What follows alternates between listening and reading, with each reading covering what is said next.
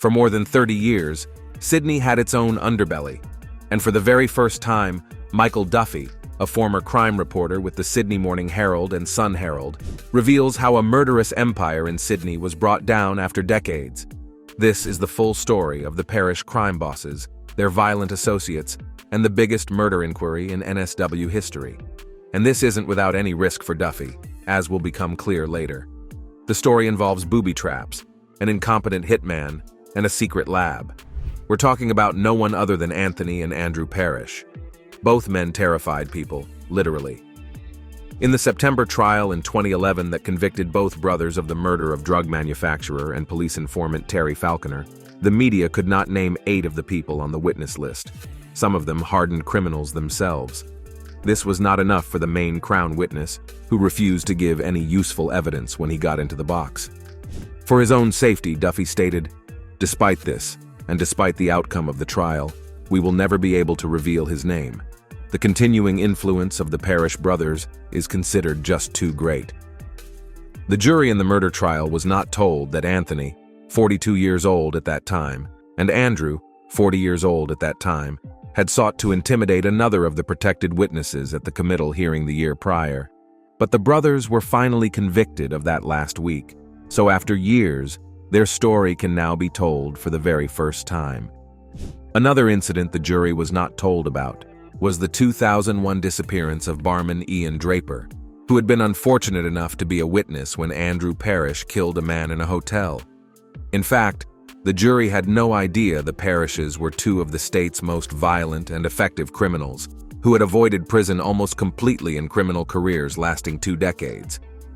After pieces of 52-year-old Terry Falconer were found in the Hastings River on the NSW North Coast, Strike Force Tuno, which would later evolve into Tuno 2, would become the biggest murder investigation in the state's history. While pursuing Anthony and Andrew and their associates, the police discovered connections with more than a dozen other killings. Usually, every murder in NSW has its own strike force, but because of all the links between these killings, Tuno pursued all of them. In many countries, most major crime is conducted by tightly organized groups, such as the mafia or drug cartels. Australia has always been different, with serious criminal activity often done by fluctuating alliances around a small number of strong individuals. Even the exceptions to this, such as the Moran crime family and bikie clubs, are less rigid and permanent than many foreign crime groups. This looser form of organization makes it difficult for outsiders to understand a great deal of criminal activity. By pursuing the Parrishes and those they dealt with so remorselessly over the past decade, Strike Force Tuno built up an unprecedented picture of a modern Sydney criminal network. It says much about the advantage to criminals of this fluid organization that the Parrishes and their associates, despite their organization, success, and ruthlessness, are almost unknown to the public. Unlike their Melbourne counterparts, they just got on with their jobs as underworld bosses and spurned the spotlight for over 30 years. Anthony and Andrew Parrish and their 4 siblings grew up in semi-rural Leppington in southwestern Sydney, the grandchildren of Croatian immigrants. Their father, Albert, ran the family's egg business. In 1993, their elderly grandparents were shot dead in their home, a crime that remains unsolved. By then, Anthony was on the run after a warrant was issued for his arrest the year before for supplying amphetamines, which he'd been cooking in a shed on the family property. He was 23 at the time, and spent the next 14 years hiding out at various places, including Turramurra, Queensland, a property at Girvan, between Bulladella and Scone in the Hunter Valley, and South Australia, where he had connections with the Gypsy Jokers and the major amphetamine manufacturer and disgraced solicitor Justin Burke Hill. Andrew joined the Rebels Outlaw Motorcycle Club and in 1994 was convicted of conspiracy to manufacture amphetamines. In those less punitive times, he received a fine of $2,500. The next year, Kai Dempsey was killed in a brawl at the Railway Hotel in Liverpool, and Andrew was charged with murder. At the committal, the Crown claimed witnesses had been harassed and encouraged not to give evidence. At the trial in 1998, Andrew was found not guilty, and witness Draper subsequently disappeared. His car was found outside the Rebels clubhouse in Leppington.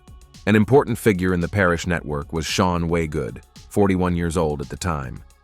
Waygood was in the Army Reserve and worked as a security guard at hotels and night spots. Interviewed by the Sydney Morning Herald in 1996, he said the job required him to be emotionally detached and have a lot of self-discipline. Sadly, though, he reflected, Australians have still got a hang-up about authority. You come face to face with that every Saturday night. A young man named Keith Payne befriended Waygood in 1998 when both were on the door at the Bourbon and Beefsteak in King's Cross. Waygood started his own security company, but it soon went broke, and he told Payne he was unhappy the skills he'd learnt in the Army were going to waste, and he was considering branching out into black ops. Before long, the pair was committing armed robberies, often of premises Waygood had once been paid to protect. The gang expanded to include Michael Christensen and Jeremy Postlethwaite, and soon Waygood was also working for Anthony Parrish, assisting him with his large-scale drug manufacturing and distribution business. This involved a range of activities, including intimidation, murder, and money collection. In 2001, Anthony had Waygood wound a man named Gary Mack, who he said owed Andrew money. The attack occurred outside the Peakhurst Inn. Waygood was supposed to shoot Mack in the buttocks, but the shot went high and hit him in the back. But things didn't end there, as an informant was found dead. In 2001, Andrew Parrish established an apparently thriving business, Southwestern Produce in Camden, with a turnover of several $1 million a year. In the same year, he helped set up the murder of Falconer, which was carried out by Anthony and his driver Matthew Lawton, now 57. One motive seems to have been Andrew's belief that Falconer was informing the police about the drug-dealing activities of the rebels. Falconer was in prison but on workday release. Anthony hired 3 men to abduct him, for a fee of $15,000. On November 16, 2001, a lookout phoned Anthony to say Falconer was at work. The 3 kidnappers, posing as police officers, abducted Falconer and locked him in a metal toolbox, which was delivered to Anthony at Turramurra. There, according to evidence later given in court, the box was opened and Falconer was still alive. The box was shut and taken to Girvan, by which time Falconer was dead. Anthony, Lawton, and another man put on protective suits and laid a big sheet of plastic on the ground. After Falconer's teeth were removed, his body was hoisted up inside a shed with a block and tackle and cut up. The pieces were wrapped in black plastic, weighed down with stones and thrown into the Hastings River, where they were found a month later near Wauchope. According to Strikeforce Tuno's chief, Detective Inspector Gary Jubilin, it was like a who's who of NSW's hardest criminals as to who had a motive and means to murder Falconer. We had a list of about 70 people of interest early in the investigation, but no one was saying much. The brutality of the crime sent out a message to other criminal informants about the consequences of assisting the authorities. But all of this didn't stop the violence. On the contrary, tensions rose and the violence continued. In 2002, Waygood, helped by Christensen, now 56, tried to kill a leading member of the Bandidos Outlaw Motorcycle Club in a pub in Haymarket. This was because the bikies had been contracted to kill Waygood after a problem at a nightclub where he'd worked. They'd tracked him to Anthony Parrish's Turramurra house, where he was hiding. Waygood claimed Anthony told him that because he had caused the safe house to be compromised, I had to kill Felix Lyle and Dallas Fitzgerald of the Bandidos. Christensen was on the door of the bar and pointed out the target to Waygood, who fired 8 shots. But it was the wrong man. Fortunately, the victim, who was hit by 3 bullets, survived. After the botched job, Waygood walked to a stolen van and removed the outer clothes he'd worn, threw them in the vehicle, and set fire to it. Police obtained DNA material from some unburnt clothing. Queensland police have matched this to DNA they found on clothing from a burning vehicle not far from where Gold Coast businessman Michael Davies was shot dead that same year. No one has yet been charged with that more successful assassination effort. In the same year, Anthony Parrish paid Waygood $25,000 to do an armed break-in at Baki Gases at Wetherill Park to steal valuable chemicals for use in drug production. Waygood hired Payne, Christensen, Postlethwaite, and Jay Sauer for the job. Waygood continued to work for Anthony over the next few years. In 2006, police finally arrested Anthony in a house at Hoxton Park surrounded by a 3-meter wall and an electric fence, with a bedroom lined with steel plates. Somewhat ironically, after all his time on the run, The 1992 charge was then withdrawn at court. In 2007, Andrew was convicted of stalking for the purpose of intimidation, and in 2008 of manufacturing a commercial quantity of amphetamines and possessing an unauthorized pistol. He was sentenced to 4 years in jail. Police had found his meth lab in a shipping container inside a big shed on a rural property. Strikeforce Tuno had begun to suspect the parishes of Falconer's murder in mid-2002. An informant told them he'd been hired to dispose of Falconer's body at sea, although the disposal had not gone ahead. This was helpful, but much more evidence was needed to build a strong case. Tuno detectives kept an eye on Anthony Parrish over the years and learnt of the important relationship with Waygood. Eventually, they broke the code the men used on the phone and were able to keep them under almost constant surveillance. In 2008, police discovered Waygood owned a property in remote bushland near Mudgee. Anthony Parrish and a convicted drug manufacturer poured a slab there for what was obviously going to be a big building.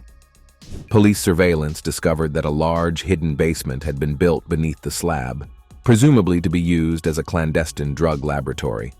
Also that year, Waygood damaged a golf buggy parked in the driveway of a man who owed Anthony money. "Mr. Waygood," noted the judge who sentenced him, said Mr. Parrish's instructions were to torch the house if the man was not there, but because there were people at home, he did not burn the house, just the golf buggy. In October 2008, police followed Waygood when he drove to the Gold Coast and made the rounds of nightclubs and hotels thought to be linked to Anthony Parrish. Police managed to stay on his tail, but it was difficult. The level of counter-surveillance techniques used by Waygood was extreme. Over 48 hours, it stretched us to the limit, Detective Jubilin says. Waygood met Parrish in Brisbane and handed him a package. Gradually, police were building up a picture of a large operation based on drug manufacturing and the laundering of profits through legitimate businesses, protected by violence where necessary. Waygood's longtime girlfriend knew nothing of his work as a major criminal and believed he was working as a private investigator. They married in late 2008. Anthony Parrish was a guest. In December, he agreed to provide armed protection for a drug dealer named Tuan Tran in a meeting with an unhappy customer. Paul Elliott, a violent Melbourne underworld figure, had been sold a large quantity of low-grade methamphetamine and was in Sydney to get his money back. But Waygood had to drop out, and the job was done by Christensen, who is now in jail for killing Elliott and dumping him at sea in a metal toolbox. In the latter task, he was assisted by Marcelo Uriola and Postlethwaite. It was not until January 2009 that police had enough information to arrest Anthony Parrish and Waygood. "We couldn't afford for them to get bail," Detective Jubilin says. "If they had, there would have been ramifications for the witnesses." Police in body armor moved in on the two men at the Lavender Blue Cafe at McMahon's Point. After the arrests, police visited the property at Girvan where Anthony Parrish had hidden, drugs had been made, and Terry Falconer had been dismembered. The perimeter was protected by machine guns and buried explosives. The approaches were covered by cameras linked to a control center inside the house. Anthony and Andrew Parrish and Lawton were convicted in September 2011 of Falconer's murder. They are still to be sentenced. The Parrishes were convicted in the district court of holding up signs reading "dog" and "fink" when one of the main Crown witnesses came into court at their committal hearing. Tuno has been one of the most successful investigations in Australia's history.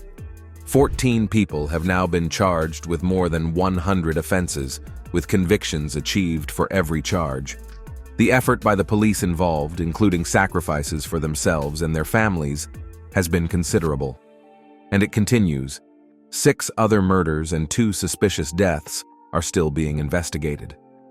Detective Inspector Jubilin says, "We're still obtaining evidence, but we believe we know who carried out those murders and why. Those involved should be very concerned about being brought to justice. It has been suggested that serious criminal activity in Australia ought to be called disorganized crime because of its use of networks rather than hierarchies. Whatever you call it, as Strikeforce Tuno has shown, it usually revolves around a small number of particularly violent and influential criminals. The conviction of the Parrish brothers has destroyed one network that, in Detective Jubilin's words, had total disregard for society's rules and human life.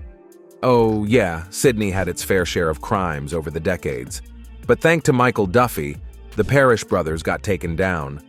Although it wasn't without any risk, Duffy was determined to do whatever he had to do.